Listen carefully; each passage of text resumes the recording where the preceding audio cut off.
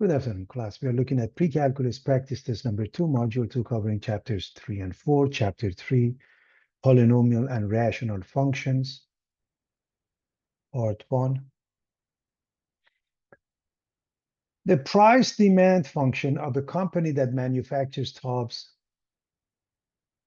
let's grab this, and is given by P of x equals minus 5x plus 600. Find the revenue function R of x. Well, revenue is the number of units times the price. So x represents the number of units. So x times the price function, which is minus 5x plus 600. So minus 5x squared plus 600x. The company's fixed monthly cost is $1,563, and each unit costs $10. Write the cost function, capital C of x, where x represents the number of packets of tubs produced. So the cost function, y equals mx plus b, becomes C of x equals mx plus b. And this is a fixed value. And then $10 per unit. So 10x plus 1563. What is the profit function, revenue minus cost? R of x minus C of x.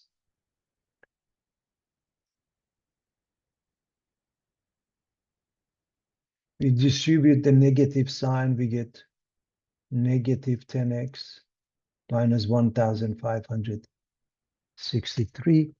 And these two are like terms. We add them up, we get minus 5x squared plus 590x minus 1,563.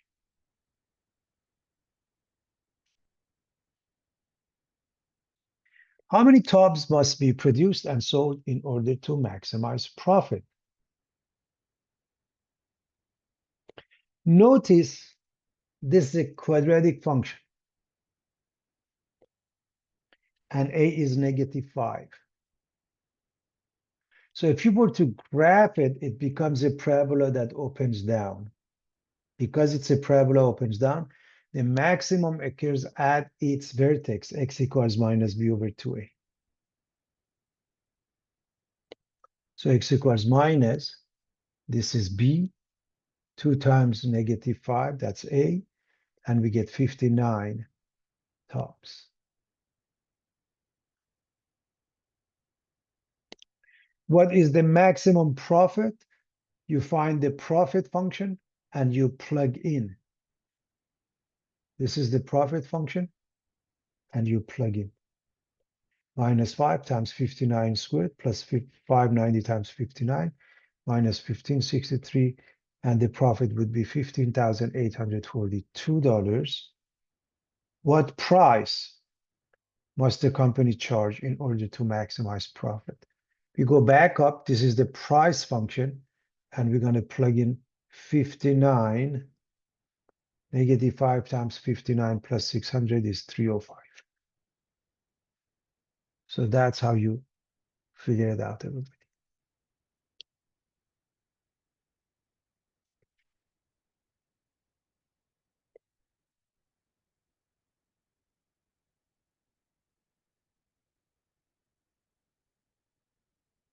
The polynomial of degree 3p of x has a root of multiplicity 1 at x equals negative 6, and a root of multiplicity 2 at x equals 4. P of x passes through the pair or point 2, 8. Find the formula for P of x in factored form. So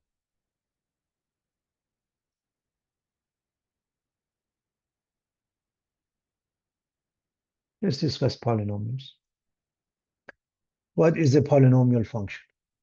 A polynomial function of degree n in the variable x is a function defined by P of x equals a sub n, x to the power of n, plus a sub n minus 1, x to the power of n minus 1, all the way to a sub 0.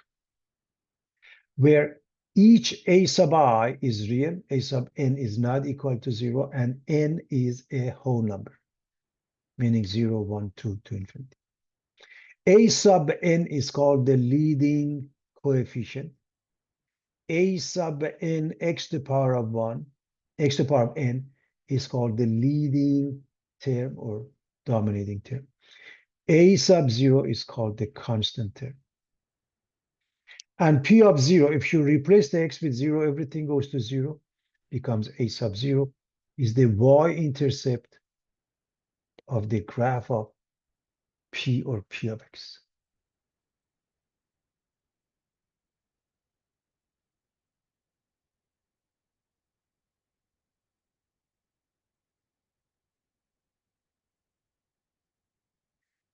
So those are properties of polynomial functions.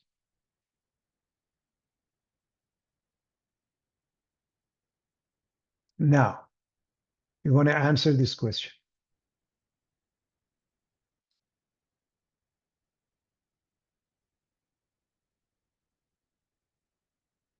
When a function, polynomial or otherwise, has a root at a specific point, for example, x minus 6, that means there is a factor of x plus 6. So let's discuss that. This means it has a factor of x plus 6. Multiplicity means the exponent is 1.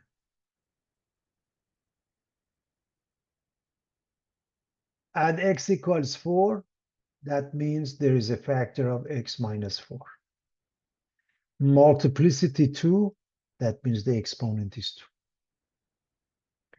And notice, you write them as a product. This has exponent 1, this has exponent 2, becomes exponent 3. And what sits in front, we don't know. We write it in the following manner. P of x equals a times x plus 6 to the power of 1, we don't write it, times x minus 4 to the power of 2. This is the polynomial we are looking for.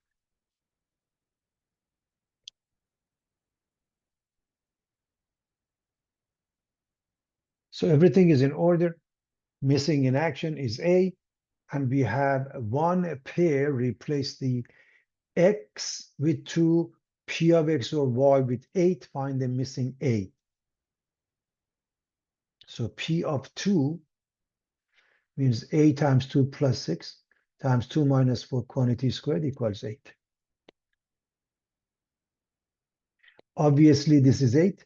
This is negative 2 squared,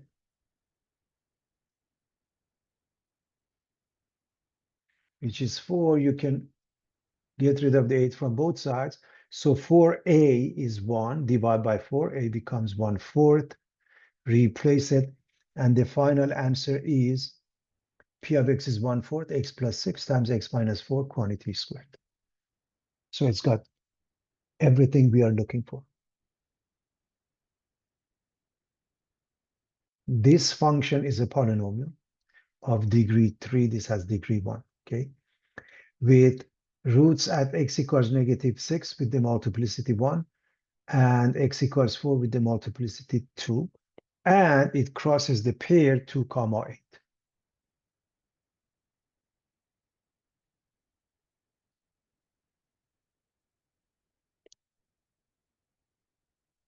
Divide using synthetic division, express the answer f of x over dx is q of x plus r of x over d of x. So you are dividing a function, okay? Dividend, divisor, quotient, remainder. Now,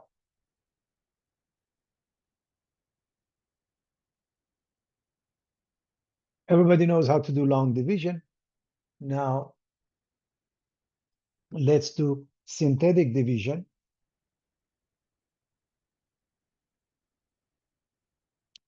Simply put, if you want to divide this one by this one, write just the coefficients in order. So 3, negative 2, 1, negative 4. And because it's x plus 1, you put minus 1. So division of a polynomial by x minus k if the degree n polynomial P of x is divided by x minus k, the quotient polynomial Q of x has degree n minus 1. The remainder r is a constant and may be 0.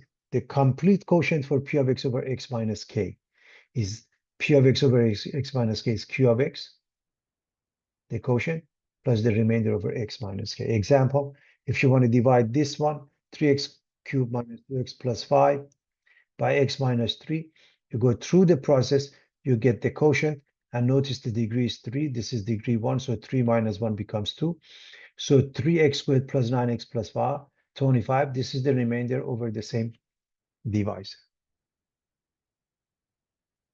So this is called the dividend, the divisor. Okay, remainder, and as I mentioned, quotient. So that's just to remind everybody of what happens as far as the division is concerned. Now, we are going to divide this using synthetic division. We put 3 negative 2, 1 negative 1, and this one, according to what we just mentioned, put negative 1. So first thing first, you drop number 3 just the way it is. Then you multiply this by negative 1.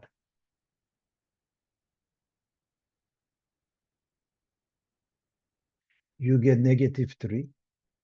You add these two, you get negative 5. Again, you keep on multiplying by negative 1.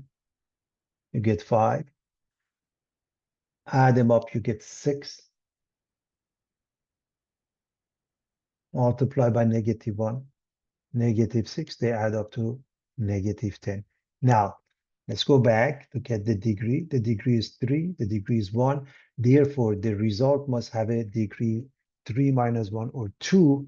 So when you divide this by this, you get 3x squared minus 5x plus 6. What is this? Is the remainder, minus 10 over x plus 1. That's the final answer of it.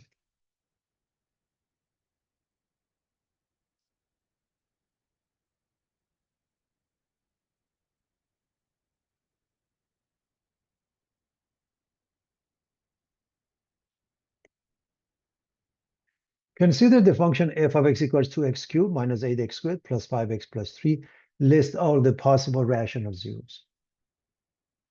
So, what are rational zeros? Rational zeros, the way you find them, factors of a sub 0, the constant, over factors of a sub n. The function is f of x equals a sub n x to the power of n all the way to a sub 0. Everybody knows that. So that's the way you find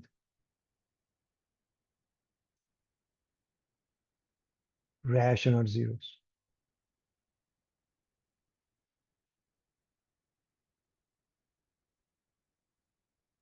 Okay, so what are we dealing with here?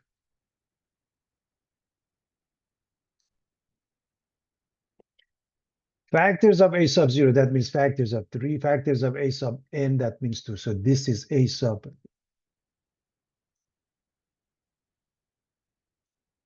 0. This is a sub n. More specifically, it's a sub 3 because of this, okay? And so what are factors of 3? Plus minus 1 plus minus 3. What are factors? So if I were to write that, would be plus minus 1, plus minus 3, and for this one would be plus minus 1, plus minus 2. So if you divide those by plus minus 1, you get the same thing. You divide them by this, you get plus minus 1 half, plus minus 3 halves, and that means those are the 8 numbers. And what does it mean? It means if this one, if this polynomial function happened to have a rational zero, that means a factor, okay, in essence, rational zero. For example, if the zero is 7, that means it has a factor of x minus 7. That's the meaning of it. If it happened to have it, must be among those. That's the idea. And so How do you find this? Well, you have to evaluate the function at -1/2, +1/2, -1, +1, -3/2, +3/2, -3, and +3. It is tedious, but that's one way that you can find the solution to this polynomial of degree 3.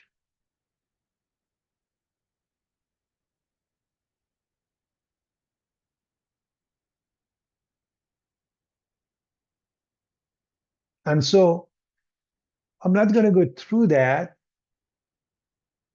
You have to do one by one.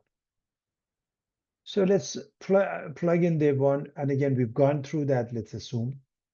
So find the rational zeros. We've gone through one by one. When we plug in 3, it works. Remainder theorem. If a polynomial p of x is divided by x minus k, the remainder is equal to p of k. Factor theorem. The polynomial of p of x has a factor of x minus k if and only if p of k equal to 0. So you plug in those values, any of them that results in 0, that means we found a 0 and therefore a factor. So let's evaluate it at number 3. 2 times 3 cubed minus 8 times 3 squared plus 5 times 3 plus 3, and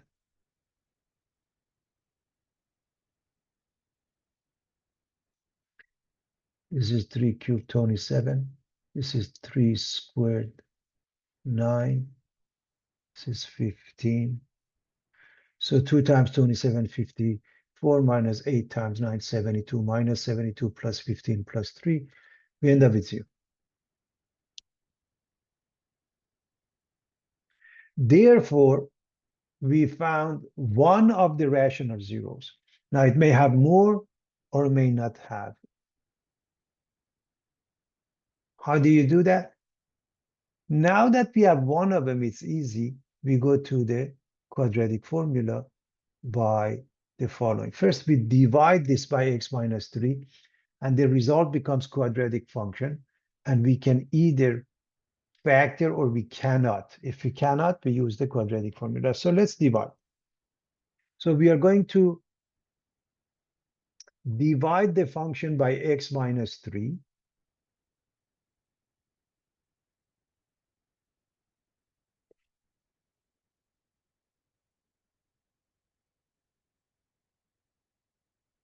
So we put them in order 2, -8, 5, 3. By the way, if any of them is missing in action, you have to put a 0 as a placeholder.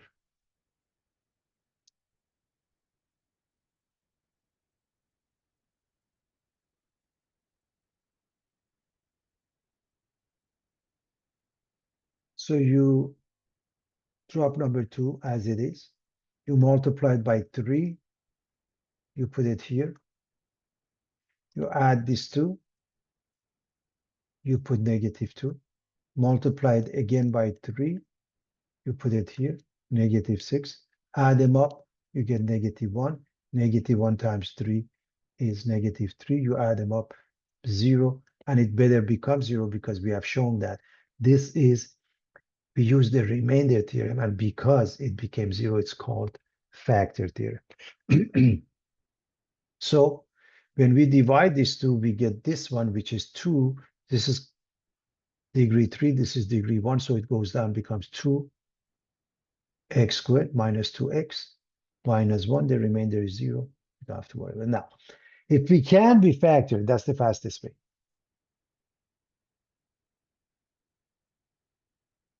If we can't, we do the quadratic formula because we know how to do that.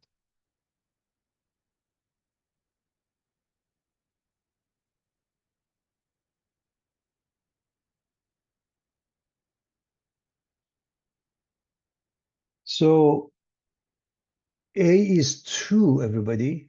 B is -2, and C is -1. So plug in.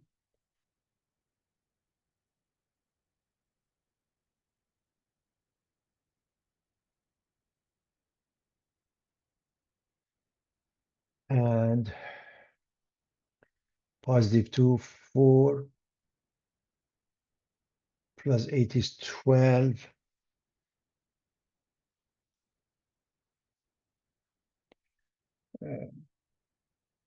This is 4 times 3 becomes 2 square root of 3. You can factor the 2 out, and the 2 goes away. 4 becomes 2.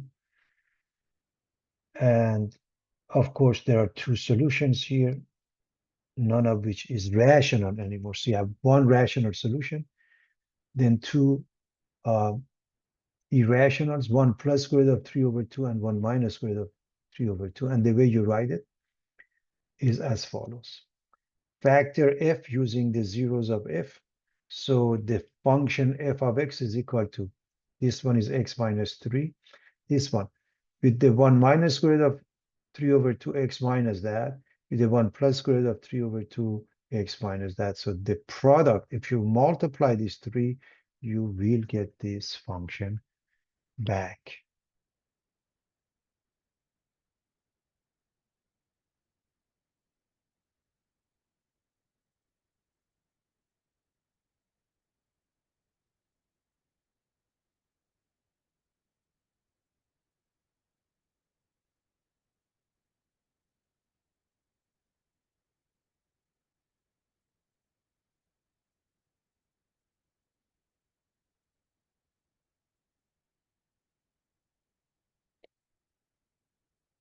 All right.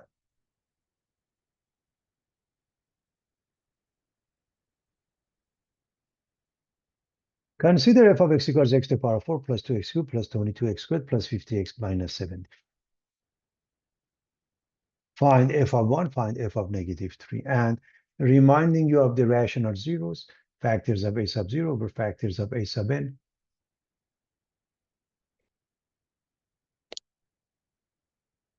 So if I want f of 1, I plug in 1.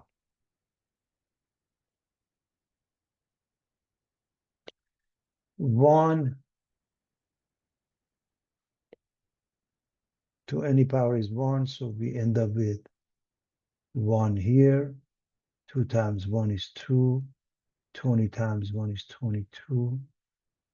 Plus 50. 75 minus 75 is 0.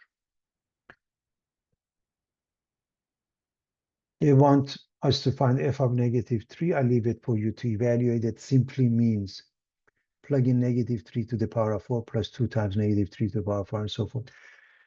I'm giving you the answer. It becomes 0. Therefore, clearly, this indicates x minus 1 is a factor. This indicates x plus 3 is a factor. And the other two, we can find it easily. Now, if we were to use rational zero theorem, then factors of a sub 0 means factors of minus 75 over factors of 1. Factors of 1 is simply plus minus 1. So whatever factors of negative 75 are, which is plus minus 1, plus minus 3, plus minus 5, plus minus 15, plus minus 25, and plus minus 75. So there's a lot to be checked. Now, as far as technology is concerned, you can use a graphing calculator. For a case like that, it is possible to do that. You go graph second, calc 0, or try these numbers only 1 by 1, negative 3 and 1. And now, the next part says, if 5i is a 0 of the function, find the remaining 0. So we already know x minus 1 is a 0, x plus 3 is 0. They are telling us 5i is a 0. By the way, you can divide this by the product of x minus 1 and x plus 3 and find the other two. But if they're giving us 5i, how do we find the remaining zeros? Here's a theorem. Number of zeros theorem. A function defined by a polynomial of degree n has at most n distinct or unique complex zeros. Remember, complex zeros are in the form of a plus bi. And therefore, if a plus bi is an answer, okay, conjugate zero theorem indicates if p of x is a polynomial with real coefficients and if R equals A plus BI is a zero of P of X, then its conjugate R bar A minus BI is also a zero of P of X. The conjugate of 5i is simply negative 5i. Okay.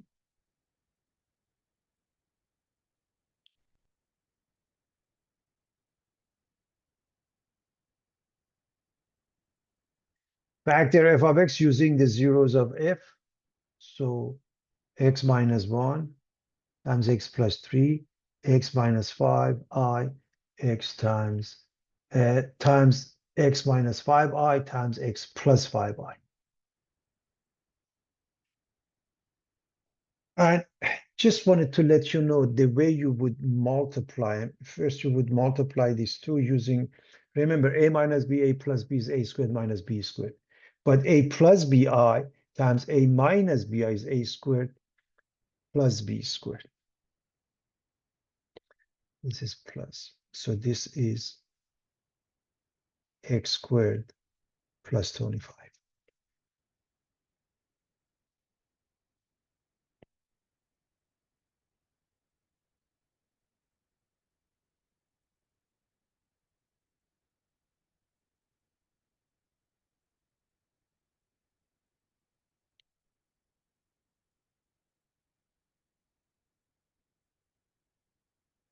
Find the domain of the following function.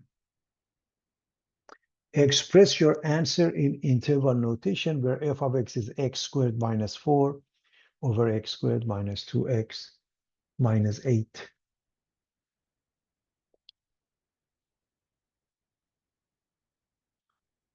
To find the domain, you set the denominator equal to 0, you find the answers, and you exclude them. X squared minus 2x minus 8 is 0. That means we want two numbers, the product is negative 8, the sum is negative 2, positive 2, and negative 4.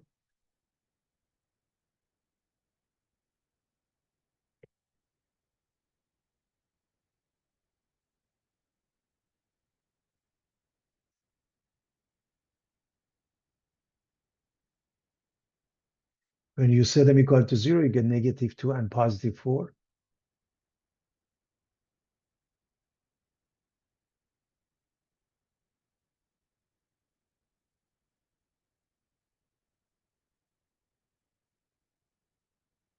So the domain would be all real numbers except those two. How do you write it?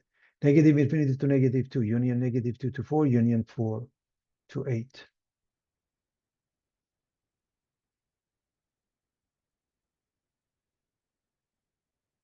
So it's pretty straightforward.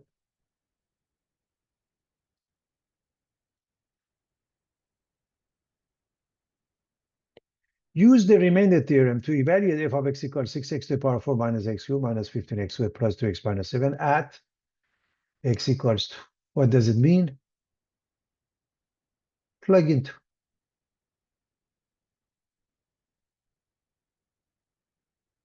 So we plug into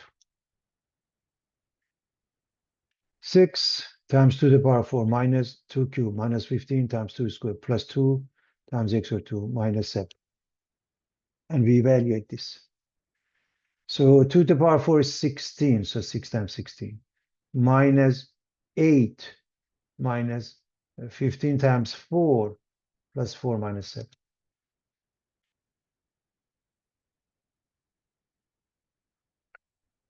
96 minus 8 minus 60 plus 4 minus 7. They add up to 25, which means f of 2 is 25, which means x minus 2 is not a factor because this has to be 0 for it to be a factor. So that's how factor theorem works.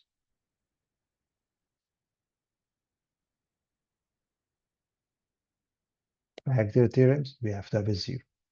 Because we don't have it, I mean, remainder theorem becomes a factor theorem if the result is 0.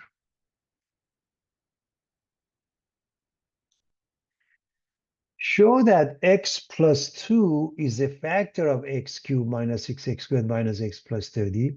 Find the remaining factors. Use the factor to determine the zeros of the polynomial. Well, the easiest way to show it, if this is a factor, then if you evaluate this, call this f of x, and if you evaluate it at x equals -2, must become 0.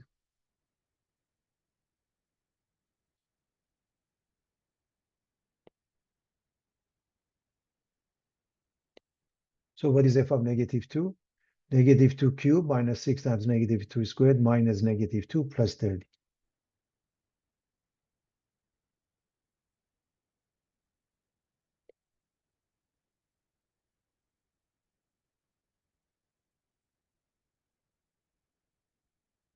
-8, +4, minus 24, plus 2, plus 30. As you can see, is to add up to -32, this to add up to +32, they add up to 0. So yes, it is a factor. And we want to find the remaining one, we have to divide this by x plus 2, either by long division or synthetic division. Because this is x plus 2, it's easier to use the synthetic division. So we write the coefficients in order. 1, -6, -1, 30, and this one is going to use -2.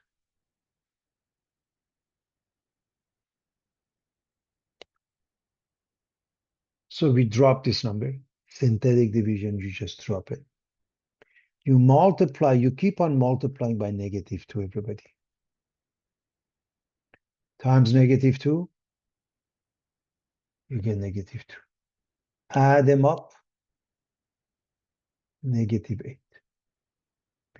Times -2, +60. Add them up, +50. Times -2, -30. Add them up, 0. Which means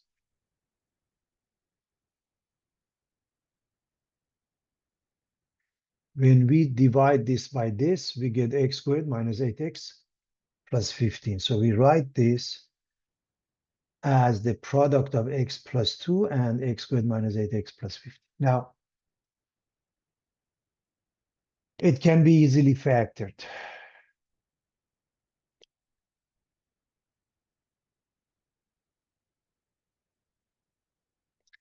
You want two numbers, the product is 15, the sum is -8, is 3 and 5, both of them negative. That means -3 and -5. So the final answer is x plus 2, x minus 3, x minus 5, the product of those.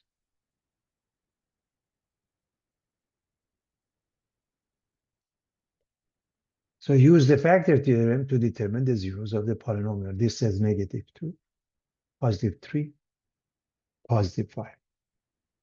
By the factor theorem, the zeros of x cubed minus 6x squared minus x plus 30 are -2, 3, and 5.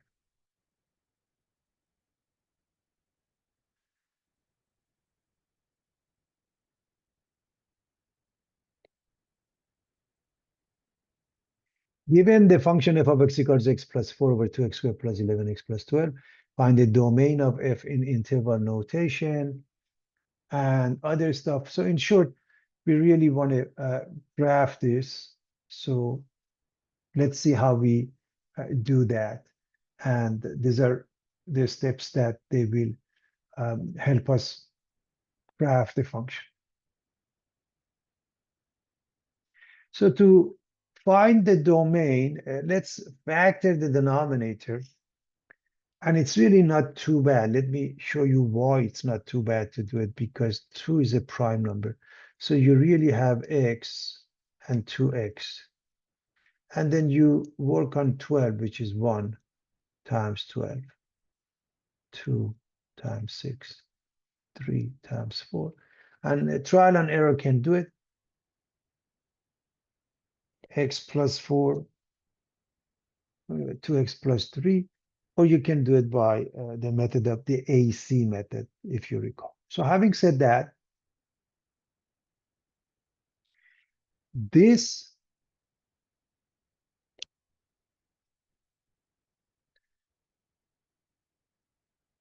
simplifies to 1 over 2x plus 3, yet x can't be -4, which means the domain is unchanged.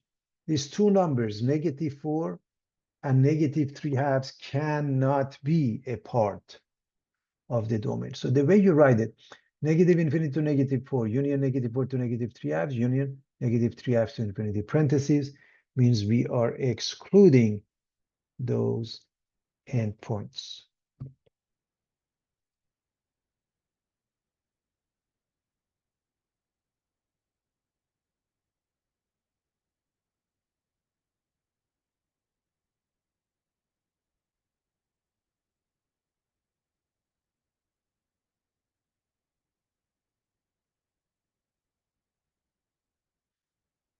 Find asymptotes.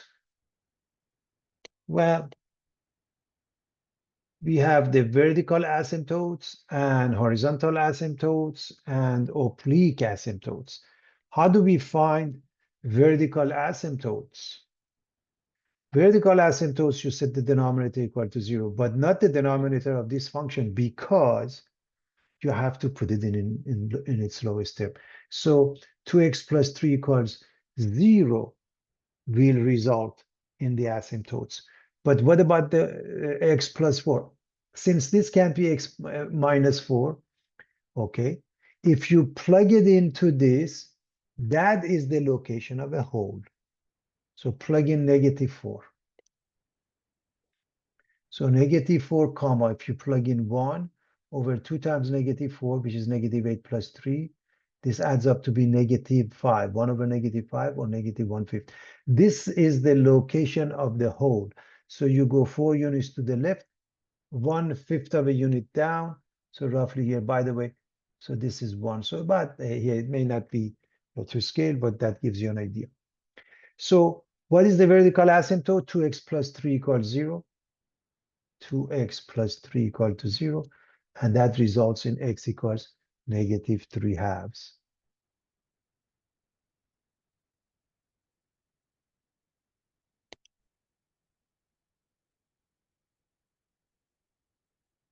So x equals -3/2. This is -1, this is -2. It's in between, is a vertical line. And why is it dashed? It'll help us with the graph, but it's not part of the graph. Okay, vertical asymptote is not part of the graph, everybody.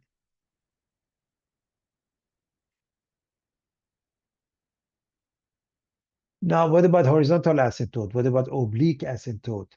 Recall, given a rational function of the form f of x equals n of x over d of x, and it's a sub n x to the power of n all the way to a sub 0.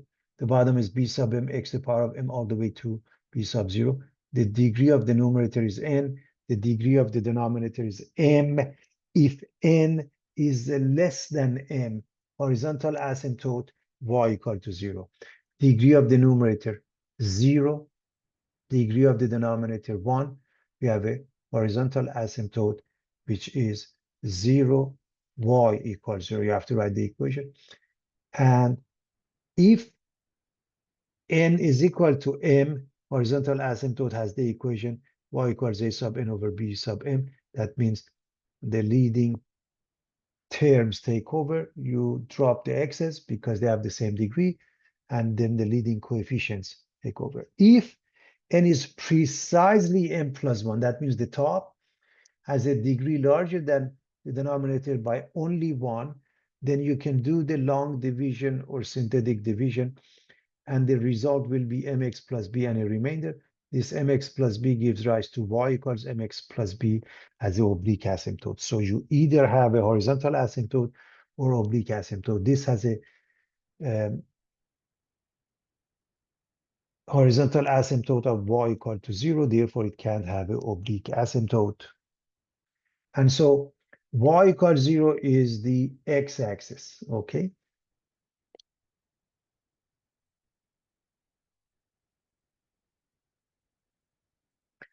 We want to find the intercepts always. So x is 0 is find y is 0, find x. Which means I want to remind you, when we have a fraction in the form of a over b, a fraction is 0 when the numerator is 0, a is 0. A over b is undefined if the bottom is 0, okay? And so x-intercept y or f of x is 0. Well, that means the numerator is 0. Since the numerator is a number, there is no x-intercept. What about the y-intercept? If you set x equal to 0, x equals 0, you get 1/3. So x-intercept, we don't have any. Y-intercept is 0, 1/3. So 0, 1/3 is somewhere here.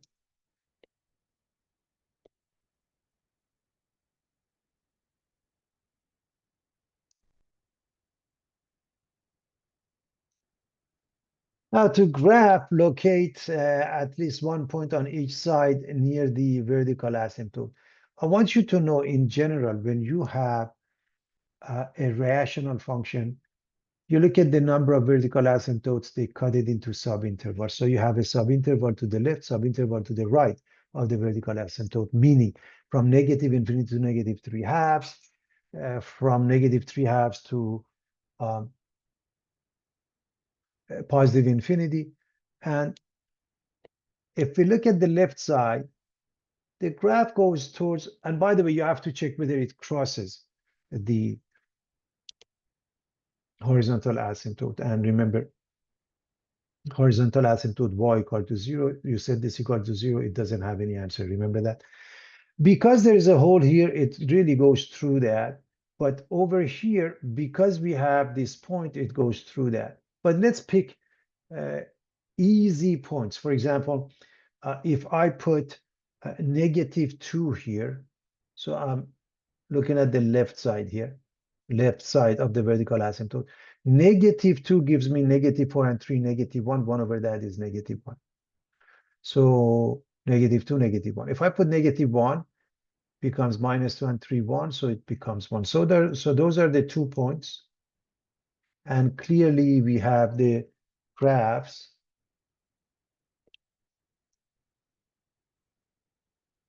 And we are done.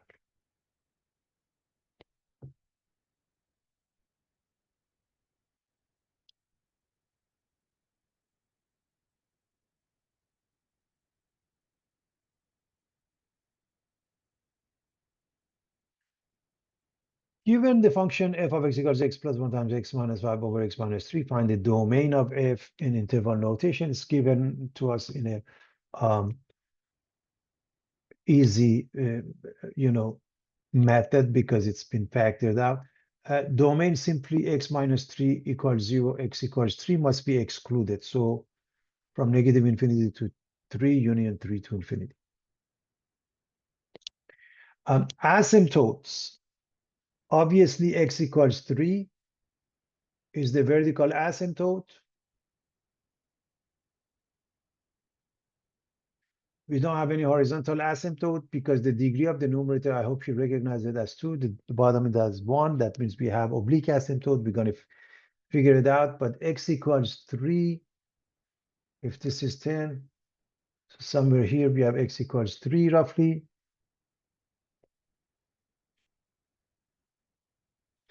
And to find oblique asymptote, we are going to divide this by this. So this is x squared, 1 and -5, -4 x minus 5. I hope everybody knows what I'm talking about. So you're multiplying them pretty fast. Okay, you're foiling them. So you want to divide this by this. You can go with synthetic division, 1 minus 4 minus 5, and you have a 3 there. So you drop the 1. You multiply it by 3, you put it here. You get -1. You multiply it by 3, you put it here, -3. And they add up to -8, which means when you divide, you get x minus 1 minus 8 over x minus 3. And this part, y equals this part, is oblique asymptote or slant asymptote. It's just short SA. And there's no hole. Why there's no hole? There's nothing in common between the top and the bottom. And so you have to graph this line. Obviously, you can see 0, -1, and then 1, 0. I hope you can see that. Let me quickly write that. 0, -1, 1, 0, this is negative. So those are the two pairs, and this is the graph. So what happens is you really have two asymptotes, both of them are dashed lines, and you have 1, 2, 3, 4 parts, and you can check to see if it crosses the uh, oblique asymptote. You can check it out. It doesn't. So it's on the right side of your vertical asymptote. It's either here or there. On the left side of your vertical asymptote, it's either there or there. Okay. So to figure out where it is, let's find the intercepts. So if I want the x-intercepts, I set the numerator equal to 0, okay? And of course, reminding you a fraction is 0. When the top is 0, it's undefined when the bottom is. When you set the top equal to 0, x becomes -1, and x becomes +5. So -1, 0, 5, 0. And we can locate those pairs. So -1, 0 is somewhere here. 5, 0 is somewhere here. This may not be to scale, but you know, it's close. And honestly, that's in essence, that's good enough. But let's find the y-intercept. Y-intercept is easy. You set x equal to 0.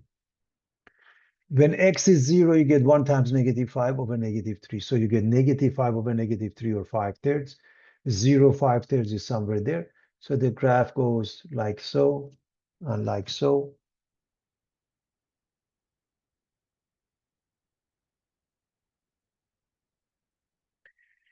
They always want you to locate at least 1 point on each side. We already have 2 points on the left side of your vertical asymptote, 1 on the right, and therefore we have the graph and we don't have to do anything.